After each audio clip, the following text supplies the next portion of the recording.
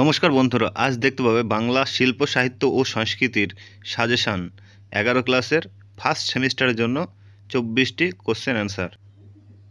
বাংলা সাহিত্যের প্রাচীনতম বা আদিতম নিদর্শন কি? চর্যাপদ। চর্যাপদের পুঁথিটি আবিষ্কৃত হয় 1907 সালে। চর্যাপদের পুঁথি কোথা থেকে আবিষ্কৃত হয়েছিল? নেপালের রাজ দরবারের গ্রন্থাগার থেকে। চর্যাপদগুলি রচিত হয়েছিল 10ম থেকে দ্বাদশ শতাব্দীতে। চর্যাপদের ভাষাকে বলা হয় কি? সন্ধ্যা ভাষা। নেক্সট কোশ্চেনগুলো দেখো। চর্যাপদের তিব্বতী অনুবাদ আবিষ্কারককে? প্রবোধচন্দ্র। আর চর্যাপদের পুঁথি আবিষ্কার করেন হরপ্রসাদ শাস্ত্রী। চর্যাপদের মোট পদ সংখ্যা কতগুলি? 51টি, সাড়ে 46টি।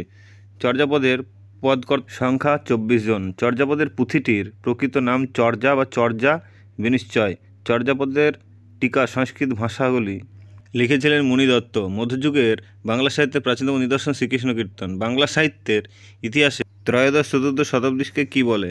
অন্ধকারময় যুগ বলা হয়। তো বন্ধুরা, ভিডিওটি ভালো লাগলে অবশ্যই লাইক কমেন্ট সাবস্ক্রাইব করে দেবে। নেক্সট কোশ্চেন দেখা যাক। শ্রীকৃষ্ণ কীর্তন কাব্যে মোট কয়টি খণ্ড আছে? 13টি। শ্রীকৃষ্ণ কীর্তন কাব্যের প্রথম ও শেষ খণ্ডের নাম যথাক্রমে জন্মখণ্ড, রাধা, বিরহ।